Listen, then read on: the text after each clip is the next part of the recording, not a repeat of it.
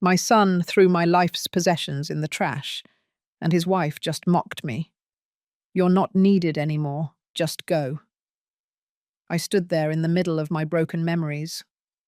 I smiled and made a call. 3 days later, they were frantically looking for me, leaving 76 missed calls. They thought they had erased me, but they were wrong. Before I continue, please subscribe to the channel and write in the comments what time it is where you are now. The first thing I noticed wasn't the house, it was the pile. My pickup truck groaned to a stop in front of what used to feel like home. And there it was, a mountain of belongings scattered next to the dumpster like yesterday's waste. Cardboard boxes ripped open, the contents spilling onto the pavement in a chaos I couldn't quite process. Those are my things. The thought hit me even before I turned off the engine. My hands stayed clamped to the steering wheel, knuckles white against the worn leather. 3 days of fishing on the lake had left me tired but at peace. That peace evaporated like morning mist. I climbed out slowly, my joints protesting after the long drive. The cool May evening carried the smell of rain and something else. The damp odor of clothes that had been outside too long. My work boots crunched on the gravel as I approached the pile, each step feeling heavier than the last. There, half buried under a tangle of winter coats, was the picture. Our wedding photo from 42 years ago. The glass was cracked diagonally across Eleanor's face, her smile split by a jagged line. Mud clung to the silver frame I had polished just last month. Someone made a mistake. This has to be a mistake. But the evidence kept piling up. My anniversary watch, the one Eleanor had saved up for 3 months to buy me. It lay face down in a puddle, the crystal shattered. The leather strap was soaked, probably ruined. I picked it up with trembling fingers, the water dripping through my knuckles. My fishing gear was scattered everywhere. Tackle boxes were busted open. Lures and sinkers mixed with kitchen utensils and old photographs. The rod I'd used for 20 years lay snapped in half, its guides torn off like broken teeth. Someone had tossed my entire life into the street, with all the care they'd give to actual garbage. The boxes told their own story, hastily packed, handled roughly, torn at the corners where they'd been dragged or dropped. My name was still visible on one side, written in Eleanor's careful script from our last move. The ink had bled in the humid air, making my own name look like a watercolor mistake. I found my work shirts in a heap, the ones I'd worn at the factory for 30 years, oil stains and all. They had been mine. Now they lay wrinkled and dirty, trampled by whoever had hauled them out here. My good boots, the pair I saved for special occasions. They were upside down with caked mud on the soles. What the heck happened here? The question burned in my chest as I stood surrounded by the wreckage of my life.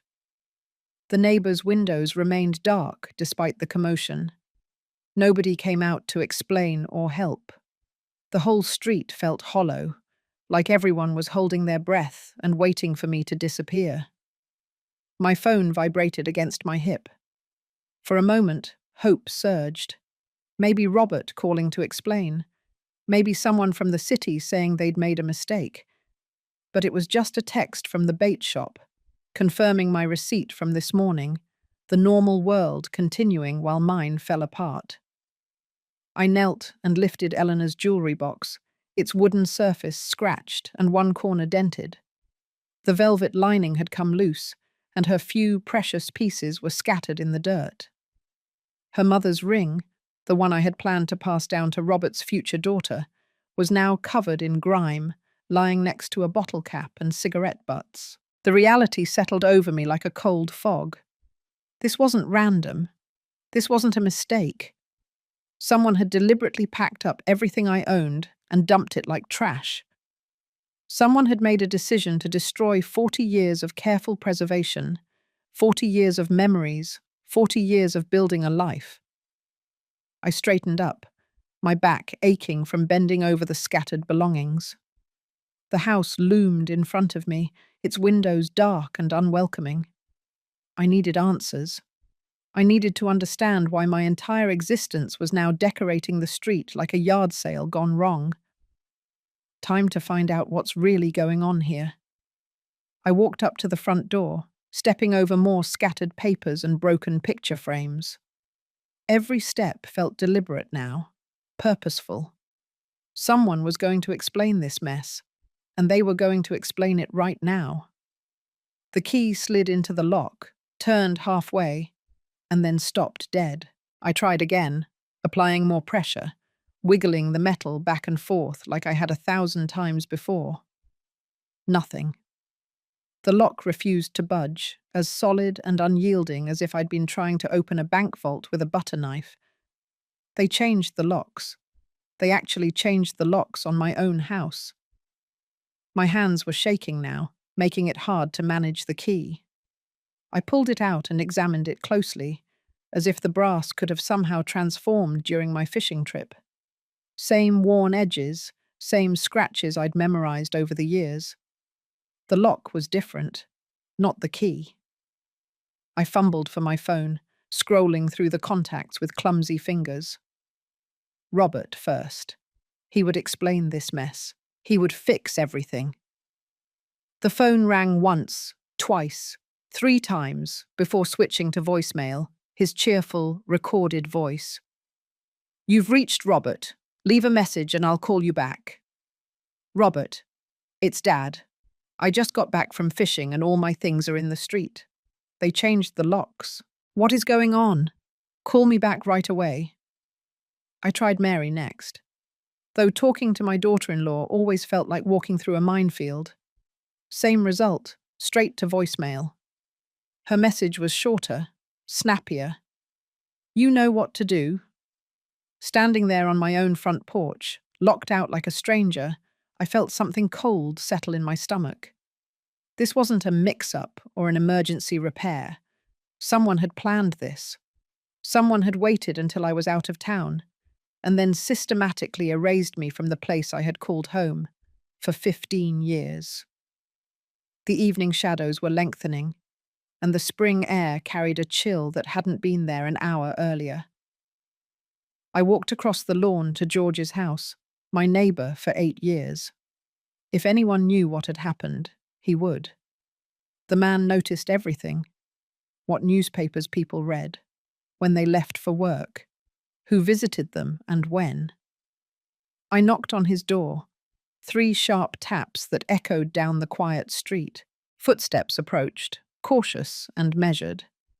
The door opened just enough for George's weathered face to appear, his eyes darting past me to my scattered belongings. "George, do you know what happened here? All my stuff is in the street and I can't get into my house." His expression shifted, uncomfortable and evasive. "Sorry, Arthur. I haven't noticed anything unusual. Maybe some kind of mistake." "Mistake?" I gestured toward the pile of my possessions. "That's 40 years of my life next to the garbage. Someone changed my locks while I was fishing. You had to have seen something."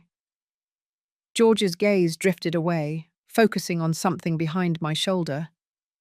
"I've been busy with my yard. Didn't really pay attention to what was going on over there." The lie hung between us like smoke. George had been retired for 6 years and spent most days positioned at his front window, watching the neighborhood like a security guard. He knew exactly what had happened, but he wasn't going to tell me. "Look, if you need a place to make phone calls or wait for your family, you're welcome to." "Thanks, but I'll manage." He seized on it quickly, clearly relieved. "Well, I hope you get it sorted out." The door clicked shut softly, leaving me alone on his porch. Even George, who'd borrowed my tools and shared beers on summer evenings, was turning his back on me. Whatever had happened here, the whole neighborhood was either in on it or too scared to get involved. I walked back to my belongings, each step heavier than the last. The pile looked even more pathetic under the dying light, like the remains of someone's entire existence spilled out for the world to see. I found an old patio chair among the wreckage, aluminum frame bent but still functional, and set it up next to the largest box. My phone showed no new messages. I tried calling Robert again, then Mary. Both calls went straight to voicemail without even ringing this time. Either their phones were off, or they were deliberately avoiding me. Given the evidence surrounding me, I bet on the latter. The street grew quieter as dinner time approached. Other houses showed signs of life, lights flicking on, garage doors lifting as people returned from work. But nobody paused to ask if I needed help, or to wonder why an old man was sitting among garbage bags full of possessions. Everyone seemed to know something I didn't. I settled deeper into the chair, pulling my jacket tighter against the cooling air. Whatever game was being played here, I was apparently the only one who didn't know the rules, but I had learned patience in 65 years of life, and stubbornness in 30 years of factory work. I could wait. They would have to come home eventually, and when they did, I would get my answers. The sky was beginning to turn purple at the edges, and the streetlights were starting to flicker on one by one. I checked my phone again. Still nothing, but I wasn't going anywhere. Not until someone explained why my whole life had been discarded like yesterday's trash. I didn't have anywhere else to go anyway. 4 hours passed like a slow bleed. I had gone through most of my belongings by the time their car pulled into the driveway. Some things were salvageable, clothes that could be washed, books that were only dampened. Other items were ruined beyond repair, victims of their hasty eviction. The anniversary watch was definitely lost, its face clouded with moisture and the hands frozen at 2:07. Their car headlights swept the pile as Mary parked, illuminating the chaos like a crime scene. I rose from the patio chair, my joints screaming after hours of sitting in the cool air. Relief washed over me in spite of everything. Finally, someone who could explain this nightmare. Robert got out of the passenger side. His movements careful and deliberate. He looked older than his 42 years. Shoulders slumped under a weight I couldn't identify. Mary stepped out of the driver's side with her usual brisk efficiency, her blonde hair perfect despite the long day. Robert, Mary, thank goodness you're here. I walked toward them, gesturing at the scattered belongings. What happened? Why are my things in the street? I can't get into the house. Someone changed the locks while I was fishing. Mary didn't break stride, walking past me as if I were invisible. She pulled grocery bags from the trunk with sharp, angry movements. When she finally looked at me, her expression was cold enough to freeze water. Because you're not needed here anymore, Arthur. The words hit me a physical blow. I actually took a step back, blinking in confusion. What do you mean, not needed? This is my home. I live here. Lived, she corrected, slamming the trunk shut. Past tense. The mortgage is paid off now. Your job here is done. Take your garbage and leave. My job? The phrase made no sense. Mary, I don't understand what you're talking about. This is my house. I've been paying the mortgage for… Exactly. Her smile was sharp as broken glass. You paid it. Mission accomplished. We don't need you anymore. I turned to Robert, desperate for sanity in this madness. Son, what is she talking about? Tell me what's going on here. Robert couldn't meet my eyes. He stared at the ground, hands shoved deep in his pockets, like a guilty kid. I'm sorry, Dad, he mumbled, barely audible. We tried to make it work, but… But what? I reached out for him, and he actually flinched away from my touch. Robert, look at me. I'm your father. I've lived in this house for 15 years. I pay for the groceries, the utilities, the repairs. This is my home. Mary let out a sound like breaking pottery. Your home? You were a tenant, Arthur, a very useful tenant, who paid all our bills and asked for nothing in return. But tenants can be evicted when they are no longer convenient. The cruelty of it stole my breath.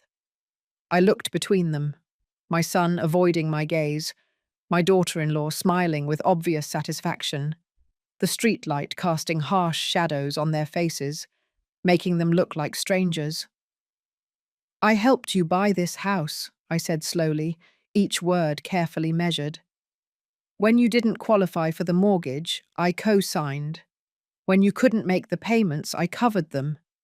When you needed a down payment for Robert's car, I gave you my savings, everything I had.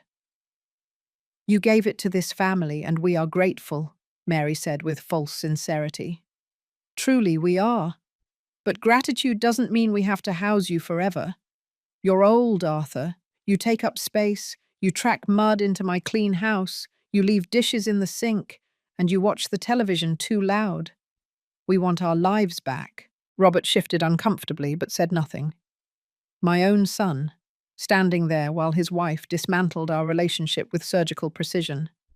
The boy I had taught to ride a bike, helped with homework, supported through college, reduced to a silent accomplice in my exile. Where am I supposed to go? The question came out smaller than I intended, tinged with a vulnerability that made me hate myself. That is no longer our problem. Mary turned toward the front door, grocery bags in hand. You're a grown man. Figure it out. Robert. I tried one last time, putting every ounce of fatherly authority into his name. Look at me, son. He lifted his eyes for just a moment, and what I saw there was worse than hatred. It was nothing. Complete indifference. Empty. As if I were already dead to him. The locks are changed, Mary yelled over her shoulder. Don't try to get in. I'll call the cops if I have to.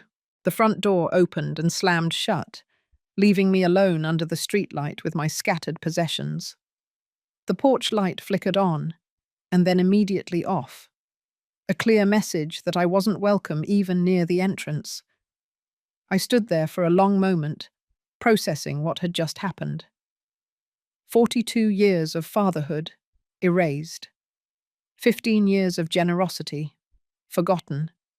A lifetime of love and sacrifice, discarded like an inconvenient bill. But beneath the pain, something else was growing, something harder and colder than the night air. They thought they could use me and throw me away like trash. They thought they could steal everything I had worked for and then lock me out of my own life. They were about to learn how wrong they were. The door closed with a definitive click that resonated in my bones. I stood there, frozen on the sidewalk, looking at the house that had been my home for 15 years. The porch light darkened again, leaving me in the amber glow of the streetlight. 8 years. 8 years since that conversation in the kitchen, when Robert had looked me in the eye and promised we would always be family. His voice came back to me, younger and full of hope. Dad, if you help us with the mortgage, we'll always be together. This is our family home now. I could see him so clearly in my memory, leaning against the counter with that earnest expression he'd inherited from his mother. Mary had been there too, her hair shorter then, her smile warmer, or maybe it just looked warmer because I had wanted to believe it. You will always have a home with us, Mr. Arthur, she had said, using my formal name as she always did back then. We want you to feel like this is your place too. How naive I had been. How desperate to believe my son still needed me, still wanted me close. Eleanor had been gone for 2 years by then, and the house felt too empty, too quiet. When Robert called about their mortgage trouble, I jumped at the chance to help, not just with money, but with belonging somewhere again. Family takes care of family, I had told them, signing the papers that made me responsible for their debt. Of course I'll help. Robert had hugged me that day, actually hugged me, something he hadn't done since his teenage years. "I promise you, Dad, you won't ever regret this. You won't ever regret this." The words tasted bitter now. I thought about the gradual shifts, how the first few years had been good: family dinners, holiday celebrations, Robert asking my advice on work problems. I had felt useful, needed. But sometime around 2020, things started to change. Dinner invitations became less frequent. Conversations grew shorter. My opinions were dismissed more quickly. By 2023, I ate most meals alone in my room. Mary would sigh when I used the kitchen, as if my presence was an inconvenience she barely tolerated. Robert stopped asking for advice and started looking through me instead of at me. They had developed a language of subtle glances and signals that excluded me completely, but I had told myself it was temporary stress. Robert's job, Mary's moods, the usual ups and downs of family life. I had made excuses for them the way parents do, finding reasons to justify behavior that grew colder and more dismissive. The pattern was clear now. Seen from this side of the betrayal, the closer we got to paying off the mortgage, the worse they treated me, as if my usefulness had an expiration date tied directly to the loan balance. Every payment I made toward their debt was one step closer to my eviction. They had been planning this, maybe not from the start, but certainly for months. You don't change the locks on impulse. You don't pack up someone's entire life in boxes without premeditation. This had been calculated, methodical, timed perfectly for my fishing trip. 8 years of mortgage payments. 8 years of buying groceries, paying utilities, covering repairs.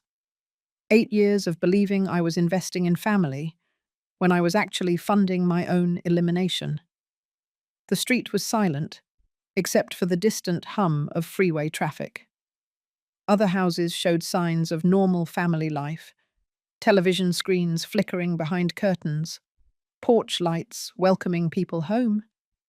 But nobody came out to check on the old man standing among garbage bags full of belongings.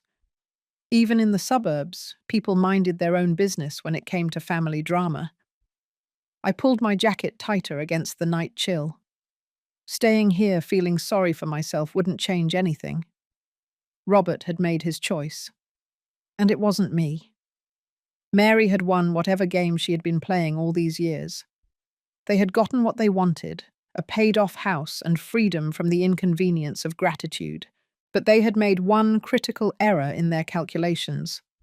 They had assumed I was powerless, that an old man with nowhere to go would simply vanish quietly into whatever assistance programs existed for discarded parents. They had treated me as if I were already dead, just a burden waiting to be buried. Time to show them how wrong they were. I turned and walked back toward my scattered belongings. My steps were firm and purposeful. The pile looked different now. Not like trash, but like evidence. I approached my scattered possessions with a mechanic's eye, assessing what could be saved and what deserved to be left behind. 40 years of factory work had taught me to think systematically, to solve problems by careful analysis rather than emotional reaction. This was just another problem that required a practical solution. The wedding photo was the first thing that went into the cab of my truck. Broken glass and all, some things were worth preserving regardless of the damage. Eleanor's jewelry box followed, along with the few pieces of her mother's costume jewelry that had survived Mary's rushed packing. They weren't valuable to anyone else, but they were priceless to me. My work tools were scattered among the clothes and household items. The socket wrench set I'd owned for 30 years, still in perfect condition. The level that had helped me build Robert's treehouse when he was 8. These tools had value beyond sentimentality. They represented skills and capabilities that Robert and Mary had forgotten I possessed. I loaded them carefully onto the truck bed, each wrench and screwdriver finding its proper place in the toolbox. Organization mattered. Preparation mattered. If I was going to rebuild my life from scratch at 65, I would need every advantage I could muster. The clothing was a mixed blessing. Most of my work shirts had survived intact, along with several pairs of jeans and my winter coat. The formal wear was ruined. The suit I had worn for Eleanor's funeral was stained and wrinkled beyond recovery, but I wouldn't be needing formal wear for what came next. A car slowed as it passed, the driver craning his neck to look at the old man loading garbage into a pickup truck. I held his gaze steadily until he looked away and drove on. Let them look. Let the whole neighborhood see what Robert and Mary had done. Shame was a tool that cut both ways. My fishing gear had taken a beating, but most of it was salvageable. The broken rod could be replaced, and the tackle boxes just needed reorganizing. Fishing had always been my escape, my time to think clearly without interference. I would need that clarity in the coming weeks. Papers and documents were scattered like leaves after a storm. I gathered them methodically. Insurance policies, bank statements, tax returns, important information that Robert and Mary had tossed as carelessly as everything else. Did they think I existed only within the walls of their house? Did they imagine I had no financial life beyond paying their bills? That was their second critical mistake. They knew I had savings. They had watched me write checks for their expenses year after year, but they had never bothered to know the full extent of my resources. To them, I was just a convenient source of monthly payments. Not a man who had worked steadily for 40 years and lived beneath his means. The anniversary watch was beyond repair, its crystal shattered and the movement flooded. I held it for a moment, remembering the pride in Eleanor's face when she had presented it to me wrapped in newspaper, because we couldn't afford fancy gift wrap back then. Then I dropped it into one of the damaged boxes I was leaving behind. Some symbols of the past needed to stay buried. George's house remained dark, although I could see the faint glow of a television through his living room curtains, probably watching me through a gap in the blinds, cataloguing details he could share with other neighbors tomorrow. The whole street would know about Robert's ingratitude by morning, even if none of them would intervene. Suburban courtesy had its limits. 43 years I had worked to support this family. First Eleanor and baby Robert, when money was tight and factory jobs were uncertain. Then Robert alone through his teens, college tuition, and early career struggles. Finally, Robert and Mary, helping them achieve the middle-class stability I had never quite managed for myself. Time for a return on that investment. The truck bed was nearly full now, packed with everything that mattered. I would have to leave some furniture behind, the dresser Eleanor had refinished, the recliner where I watched television most nights. But material possessions were only dead weight now. I needed mobility, flexibility, freedom to act without encumbrance. I took one last look at the debris field that had been my life 2 hours ago. Amazing how quickly 40 years could be reduced to what fit in a pickup truck. But reduction also meant distillation, keeping only what was essential, valuable, meaningful. Robert and Mary thought they had won by discarding me. They thought that getting me out of their house would get me out of their lives. They had underestimated the difference between getting rid of someone and truly getting rid of someone. I climbed into the driver's seat and turned the key. The engine caught short right away. Reliable machinery responding to experienced hands. In the rearview mirror, I could see the house getting smaller as I drove away, its windows dark and unwelcoming. But I wasn't disappearing into the night as they expected. I was just shifting position, moving to higher ground, where I could see the whole battlefield clearly. Time to show them what 43 years of experience looked like when it stopped being grateful. The cheap motel's neon sign flickered red against the darkness as I pulled into the parking lot. The place looked exactly like what it was. A roadside motel for travelers who needed basic, no-frills shelter. 2 stories of identical doors, ice machines humming at each end, and the lingering smell of freeway exhaust mixed with industrial cleaner, perfect for someone who needed to temporarily disappear while plotting their next move. The clerk was a tired-eyed college kid of maybe 25, with the practiced indifference of someone working the night shift. He barely looked up from his magazine as I approached the counter. "How many nights?" he asked, sliding a registration form across the laminated surface. "Just one for now," I answered, signing my name carefully. "We'll see how it goes from there." Room 127 was exactly what I had expected. A full-sized bed with a floral comforter that had seen better decades, a small table by the window, and a bathroom barely big enough to turn around in. The carpet showed traffic patterns from thousands of previous guests, and the heater rattled when it kicked on. But it was clean, it was private, and it cost $50 a night. I'd stayed in worse places during my factory years. I carried my boxes inside one by one, my back protesting after the long day. The truck could stay loaded with everything else. No point in unpacking what I would have to pack again. But I needed the essentials. Clothes for tomorrow, Eleanor's jewelry box, and the folder of important papers I'd salvaged from the debris. The fluorescent light of the bathroom was harsh after the warm glow of the streetlights. In the mirror, I looked older than I had felt this morning. The day had carved new lines around my eyes, added weight to my shoulders. But my hands were steady, my mind clear. That was what mattered now. I placed Eleanor's jewelry box and our wedding photo on the nightstand, creating a small sanctuary of memory in this temporary space. The broken glass split her smile in half, but her eyes hadn't changed. Bright, with the optimism that had carried us through 38 years of marriage. She had known how to love unconditionally, how to build rather than destroy. "I should have done this years ago," I told her photo quietly. "Should have seen what they were doing before it got this far."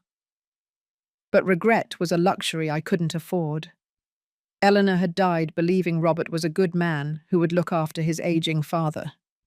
I wouldn't dishonor her memory by letting her faith prove unfounded. The motel bed was firm but narrow, nothing like the big mattress I'd slept on for the past 8 years. The noise of the freeway filtered through the thin walls, trucks gearing down, cars speeding toward distant destinations. Other guests moving through their own temporary existences, carrying their own problems from one place to another. I stayed awake most of the night, not from discomfort, but from mental activity. My mind was processing 8 years of gradual manipulation, cataloguing moments I had misinterpreted or ignored. How many times had Mary made subtle comments about my age, my habits, my inconvenience? How often had Robert sided with her against me without saying anything directly? The pattern was unmistakable once I stopped making excuses for them. Every kindness I had shown had been treated as an obligation. Every sacrifice had been accepted as my natural duty. They had trained me to be grateful for less and less, until I was grateful just to exist in their space. But they had made one fundamental miscalculation. They had assumed that dependence ran only one way, that I needed them more than they needed me. They had forgotten that 8 years of mortgage payments created legal relationships beyond family sentiment.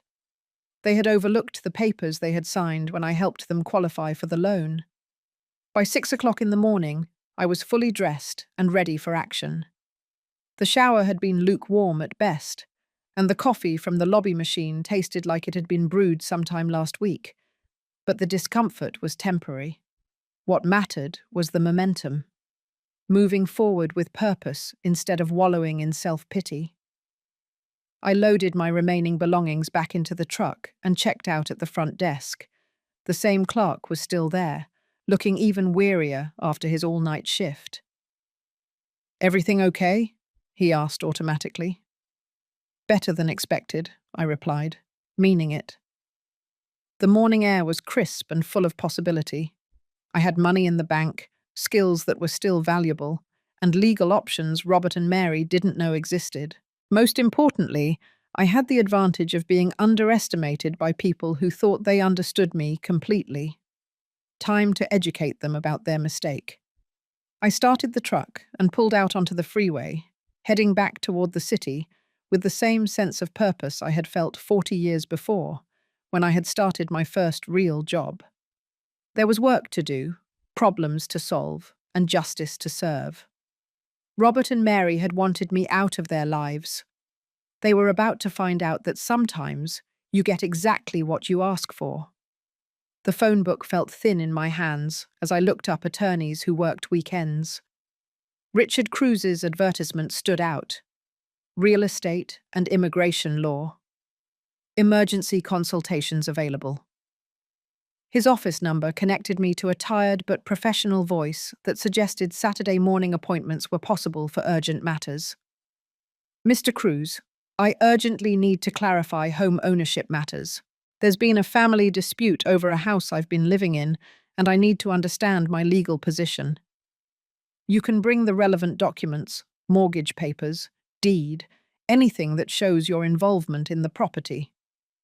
I spread the papers I had salvaged from the wreckage across the motel bed. Everything was there. Loan documents, property tax receipts, insurance policies, 40 years of factory work had taught me to keep records, even when other people handled the details. The drive downtown took 20 minutes through the quiet Saturday morning streets.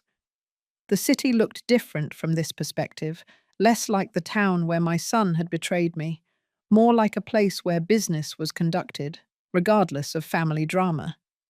Professional buildings ready to solve problems for people willing to pay consultation fees. Cruz's office occupied the third floor of a converted brick building near the courthouse. The waiting room was small but clean, decorated with certificates and photographs of successful clients. I was the only person there, gripping a manila folder that might contain my future. Richard Cruz turned out to be a compact man in his mid-40s, dressed in weekend casual clothes, but maintaining a professional demeanor. He motioned me into his office and accepted the folder with careful attention to detail. Tell me about the situation first, then we'll go through the documents. I explained the basics without emotional embellishment. 8 years of mortgage payments, gradual breakdown of family relations, sudden eviction and lock changes. Cruz nodded occasionally, taking notes on a legal pad. Now let's see what the papers tell us. He spread the documents across his desk, systematically examining each page with the methodical attention I recognized from my own work habits. When he got to the original deed and mortgage agreement, his eyebrows lifted slightly. Mr. Arthur, according to these documents, you are the sole owner of the property in question. The words hung in the air like smoke from a welding torch. What about the mortgage? I asked. Robert and Mary live there. They said I was helping them buy their house. The mortgage was issued only in your name. You qualified for the loan.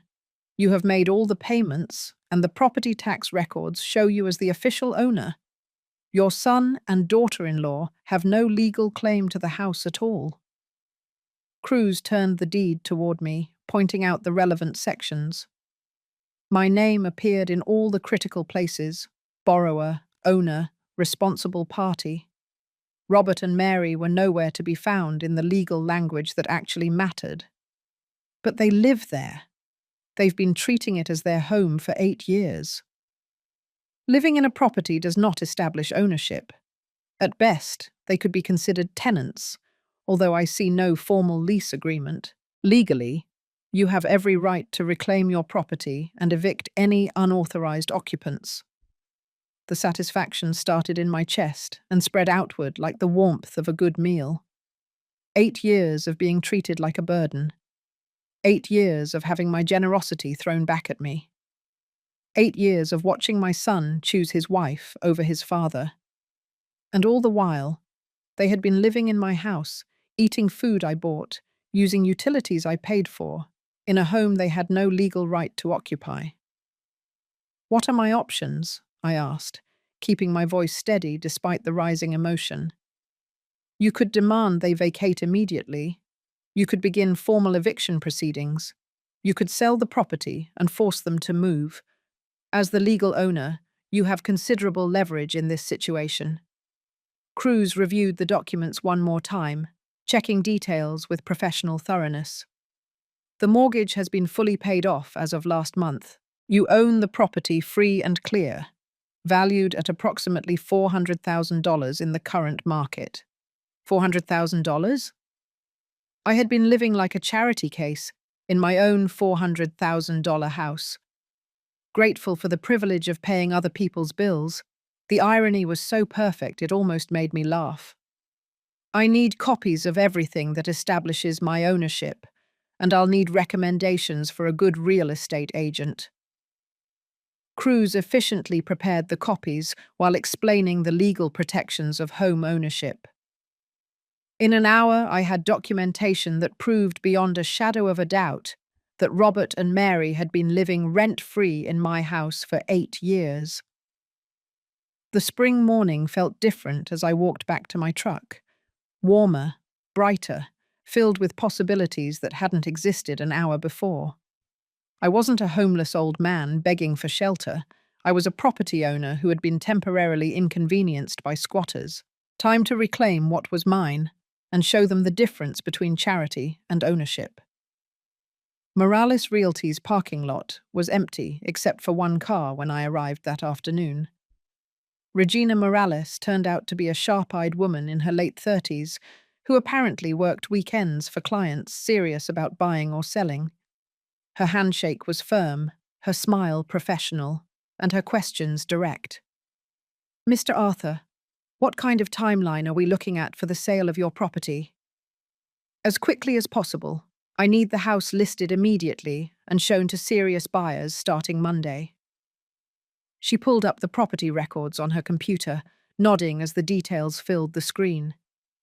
This is a good neighborhood, 4-bedroom house. Good condition from the photos I can see online. What is your asking price range? Market value, but the buyer must be ready to move quickly. The current occupants will need to relocate fast. Regina's expression wavered slightly, probably wondering about the family dynamic, but she kept the focus professional. What about the current occupants? They'll need time to find new housing. That is no longer my concern. They are adults. They'll figure it out. The coldness in my own voice surprised me, but it felt appropriate. 8 years of worrying about Robert and Mary's comfort had led to me being tossed out like garbage. Time to prioritize my own interest for a change. We spent an hour going over market conditions, pricing strategies, and showing schedules. Regina was efficient and thorough, treating the sale like any other business transaction. By 4 o'clock, I had signed the listing agreements and arranged for professional photography on Monday morning. I'll have the property in the listing system by Tuesday, Regina promised. Given the market conditions and location, I expect serious interest within the first week. Perfect.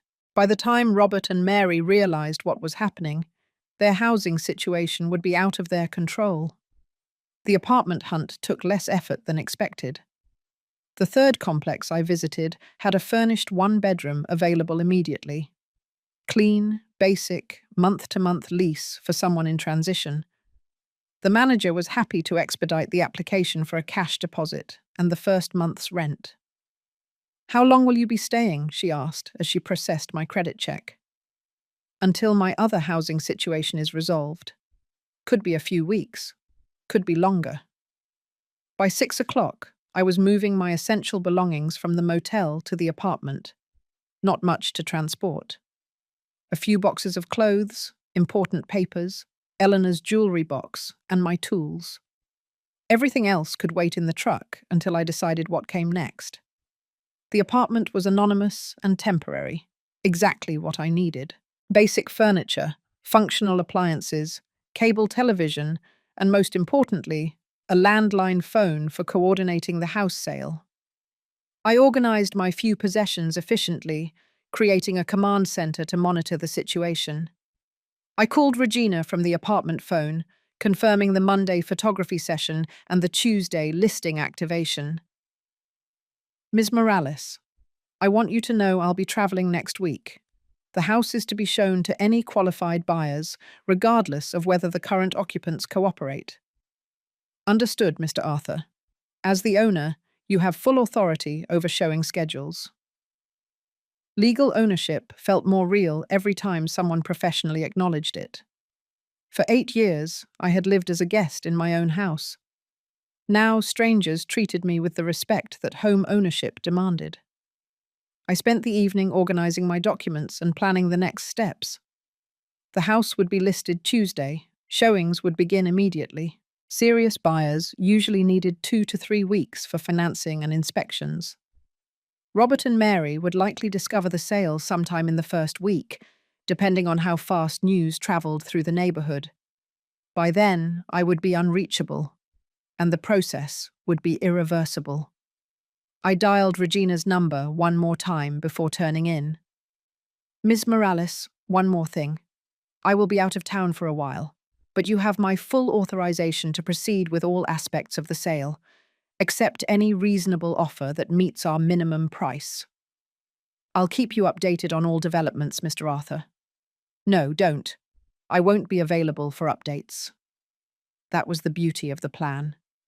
By the time Robert and Mary realized their comfortable life was disappearing, I would be somewhere they couldn't reach me to beg, threaten, or manipulate. The apartment was silent, except for the hum of the refrigerator and the distant sounds of traffic. Tomorrow, I would implement the final phase of my strategy. For tonight, I could rest, knowing that justice was finally in motion. 8 years of taking me for granted was about to cost them everything they thought they owned. Sunday morning found me at the city airport with a single carry-on bag and no particular destination in mind. The agent at the ticket counter was helpful when I explained my situation. I'd like to book a flight somewhere warm. I don't care where, as long as I can leave today. She checked availability while I stood there, feeling lighter than I had felt in years. No schedule to keep. No one waiting for me at home. No family obligations to consider. Just an old man with savings in the bank and time to spend as he pleased. There's a flight to Miami leaving in 3 hours. It's expensive for a last-minute booking, but they have seats available. Perfect. Booked. The airport process felt strange after years of staying close to home. Security lines, boarding announcements, the controlled chaos of people traveling to places that mattered to them. I had forgotten how exciting movement could be when you chose it yourself instead of having it thrust upon you. The flight attendant noticed my relaxed demeanor during boarding. "Vacation trip?" she asked as she checked my seat assignment. "Something like that. Haven't been somewhere warm in years. Figured it was time to change that." 3 hours later, I was stepping off a plane into the Florida heat that felt like a blessing after the stubborn spring chill where I came from. Miami International buzzed with tourists and resort representatives, all eager to begin or end their temporary escape from reality. The hotel shuttle driver spoke broken English, but with perfect enthusiasm. "First time in Florida, sir?" "First time anywhere in a long time," I admitted, watching an unfamiliar landscape flash past the windows. The resort turned out to be exactly what someone fleeing family drama needed. Anonymous, comfortable, and completely disconnected from any responsibilities back home. The front desk clerk handled check-in with cheerful efficiency. "How long will you be staying with us, Mr. Arthur?" "Indefinite. I'll let you know when I'm ready to leave." She handed me a key card and a packet of information on resort amenities, pool service, beach access, restaurants, activities for guests who wanted structured entertainment, all available to someone who had just claimed ownership of his own life. My room overlooked the ocean through sliding glass doors that opened onto a private balcony. The sound of waves replaced the memory of suburban silence. and the warm air carried smells of salt and tropical greenery instead of disappointment and betrayal. I stood there for several minutes, letting the contrast wash over me. The first order of business was to turn off my phone. Robert and Mary would eventually realize something was wrong when they couldn't reach me, but by then the house sale would be in motion, and my location would be irrelevant. Let them wonder where I had gone, and why I wasn't available to explain or negotiate. Room service brought lunch to the balcony: fresh fish, cold beer, fruit that actually tasted like it had grown in the sun.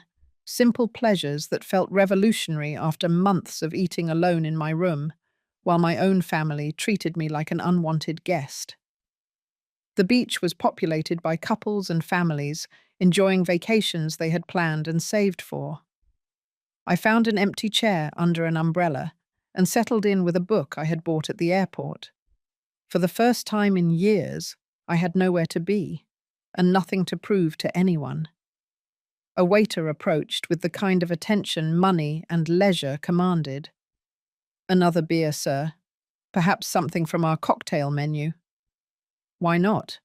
Bring me something tropical. I'm celebrating." "Celebrating what, if I may ask?" "Freedom," I said, meaning it completely. The afternoon dissolved into a haze of heat, alcohol, and the satisfaction that comes from making decisions without consulting anyone else's opinion. Other resort guests moved through their own vacation rhythms, but I was operating on a completely different timeline. By dusk, I was sitting on my balcony watching the sunset paint the ocean with colors I had forgotten existed. The contrast with Friday night, sitting among garbage bags on a suburban street, was so complete it felt like someone else's memory. Tomorrow, Regina would start photographing the house for the listing. By Tuesday, Robert and Mary would discover their comfortable arrangement was about to change permanently. They would probably try calling me first, and then spiral into panic when they realized I was unreachable. But I would be here, learning to relax again while they learned how consequences felt. The waves kept coming with rhythmic persistence, washing away what they found and starting fresh with each cycle. Sometimes that's exactly what life required. Complete erasure of what came before, followed by the patience to build something better. I raised my drink to the darkening sky, toasting the end of being grateful for handouts, and the beginning of reclaiming what was rightfully mine. Monday morning in Miami arrived with perfect weather and coffee from room service that actually tasted like it had been made this century.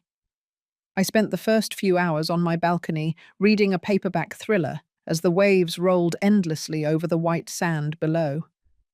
Other resort guests were beginning their vacation routines. Couples heading to breakfast, families organizing beach gear, groups planning excursions, all of them blissfully unaware that hundreds of miles north, a real-life drama was about to unfold. Around 10 o'clock local time, I decided to check my phone. The screen exploded with notifications. 76 missed calls, 43 voicemails, and dozens of text messages. The numbers kept climbing as new calls came in while I scrolled through the chaos. Robert's number appeared most frequently, but Mary had contributed her share of desperation to the digital pile. The first voicemails were confused but demanding, Robert's voice tight with barely controlled anger. "Dad, call me back right away. There are people walking around our house taking pictures. What the hell is going on?" Mary's, sharper and more accusatory. "Arthur, I don't know what game you're playing, but you need to stop this right now. Call us back." But as the hours went on, the tone shifted dramatically. Anger gave way to confusion, confusion to panic, panic to despair. Robert again, hours later. "Dad, please, we can't locate you anywhere. The real estate agent says she's working for you. This can't be legal. Where are you?" Mary, her voice cracking. "Arthur, this is our home. You can't just sell our house out from under us. We've been calling everyone we know." I found Regina Morales' messages scattered among the family chaos. Professional updates delivered with business efficiency that contrasted sharply with the emotional meltdown happening elsewhere. Her text from this morning was particularly satisfying. Mr. Arthur, excellent showing yesterday. A very keen young couple. They mentioned they could close quickly. They love the neighborhood and see themselves raising children there. I'll keep you informed of developments. Perfect. New owners who would actually appreciate the house instead of treating it like a burden they had inherited. The voicemails continued throughout the day, each one more desperate than the last. Robert's voice deteriorated from anger to pleading to something approaching genuine fear. Dad, if you can hear this, we're sorry about how things went. Maybe we can work something out. Please, just call us back so we can talk. Mary tried a different approach, alternating between manipulation and open begging. Arthur, think about what you're doing. We have nowhere to go. Surely you don't want to make us homeless. You're not that cruel. But the most telling message came late in the afternoon. Robert's voice barely holding together. Dad, I keep thinking about that night when you came back from fishing, the way Mary spoke to you, the way I just stood there and let it happen. I know we messed up, but selling the house won't fix anything. Please just call me. Finally, some acknowledgement of consequences. It only took them discovering they weren't actually in control of their own housing situation. I replied to Regina's messages with professional efficiency, authorizing additional showings and confirming my interest in serious offers. But the family calls went unanswered. They had made it clear a month ago that they didn't need me in their lives. Time for them to experience what not being needed actually looked like when the tables were turned. The resort bar served excellent margaritas with fresh lime and salt that tasted like vacation instead of responsibility. I settled into a chair by the pool with my phone silenced, watching families enjoy their temporary paradise, while mine imploded in ways they were only beginning to understand. 8 years of mortgage payments had bought me more than just legal ownership. They had bought me the right to choose who deserved explanations and who deserved silence. Robert and Mary had spent those 8 years teaching me that family loyalty was conditional, that gratitude had expiration dates, and that love could be discarded when it became inconvenient. Well, they had been excellent teachers. Time to show them how well I had learned their lessons. I extended my stay at the resort for another week, informing the front desk that my plans had become more flexible than originally anticipated. The evening stretched ahead, with nothing more demanding than deciding whether to order fish or chicken for dinner. Back in the city, the phone calls would continue. The panic would intensify. The reality of their situation would sink in with every unanswered ring. But that was their problem now, not mine. 3 weeks later, I was back in the city with a tan that spoke of extended leisure and a perspective that distance had clarified. The flight from Miami landed on time, and the taxi ride to my downtown apartment felt like visiting a different city. The spring weather had warmed considerably, transforming the landscape from the grey uncertainty I had left behind to something approaching summer optimism. Even the downtown streets seemed more welcoming, though that might have been the effect of no longer feeling trapped by other people's expectations. I was pulling my suitcase out of the taxi trunk when familiar voices shouted my name from across the parking lot. Robert and Mary approached like refugees from their own lives. 3 weeks of searching had left visible marks. Robert looked 10 pounds thinner, his usually neat appearance replaced by wrinkled clothes and sunken eyes. Mary's perfectly maintained image had cracked, revealing someone who had spent too many sleepless nights, facing consequences she had never considered possible. Arthur! Finally! Mary's voice carried relief mixed with desperation. We've been looking for you everywhere. Robert hung back slightly behind his wife, unable to meet my eyes directly. Dad, please, we need to talk. Don't sell the house. We can work something out. I set my suitcase down carefully, noticing how their voices had changed. A month ago, they had spoken to me with dismissive authority. Now they sounded like people begging for something they couldn't afford to lose. Work out what exactly? I kept my voice level, professional. What is there to discuss? We drove to every friend's house you've ever mentioned, Mary said, the words tumbling out. Your old co-workers, that fishing club, even Eleanor's sister in the next town. Nobody knew where you had been. We were desperate. The word hung between us like smoke. Desperate. A month ago, I had been the desperate one, sitting among garbage bags as they locked me out of my own house. The symmetry was almost poetic. Interesting choice of words, I said. I grabbed the handle of my suitcase. A month ago, I was told I wasn't needed anymore. Remember? Robert finally looked up, his face showing the kind of regret that only comes from watching comfortable assumptions crumble in real time. Dad, we made a mistake.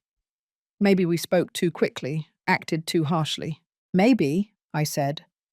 The word came out sharper than I intended. You threw my belongings in the street like trash. You changed the locks on my own house. You told me to disappear from your lives. And now you're surprised I took your advice. Mary tried a different angle, her voice taking on the manipulative tone I had heard her use with store clerks and service representatives. Arthur, you're hurting us to hurt us. This isn't about justice, it's about revenge. Revenge? I almost laughed. Mary, I am selling my house, that I own, that I paid for, over which you have absolutely no legal claim. How exactly is disposing of my own property revenge? The legal reality hit them like cold water. For 8 years, they had lived as if the house belonged to them, as if my contributions were voluntary charity, rather than an owner maintaining his own property.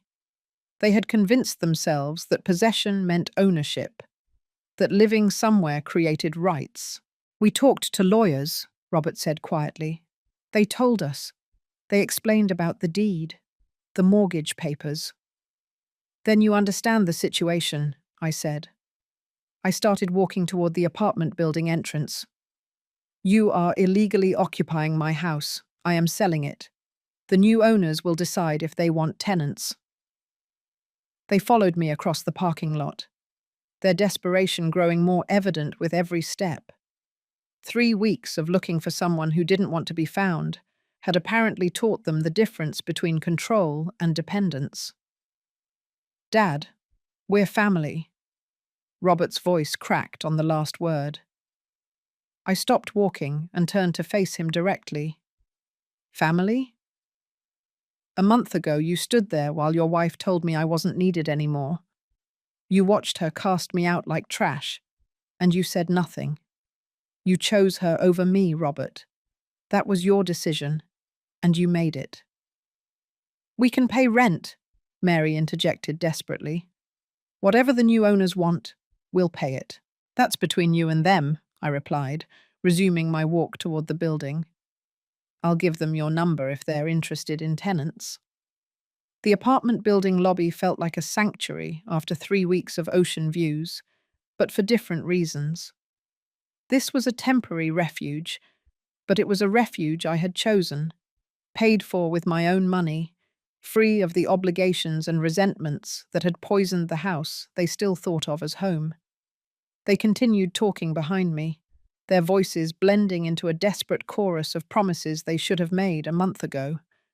But promises offered under duress weren't worth much.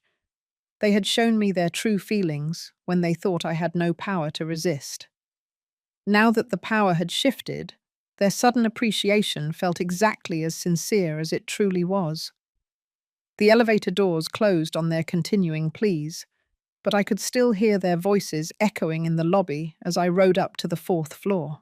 My apartment felt exactly as I had left it, temporary but peaceful, free of the accumulated resentments that had made the house feel like a prison. I unpacked methodically, hanging up vacation clothes that smelled of ocean air and possibility instead of obligation and disappointment. When Robert and Mary knocked on my door 20 minutes later, I was ready for them. "The sale closes tomorrow," I said through the door chain.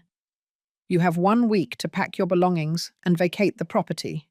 After that, you'll have to discuss living arrangements with the new owners." "Dad, we're your family." Robert's voice was completely breaking now. "Family?" I pulled the door open further so they could see my face clearly. "A month ago, you threw me out like trash. You told me I wasn't needed.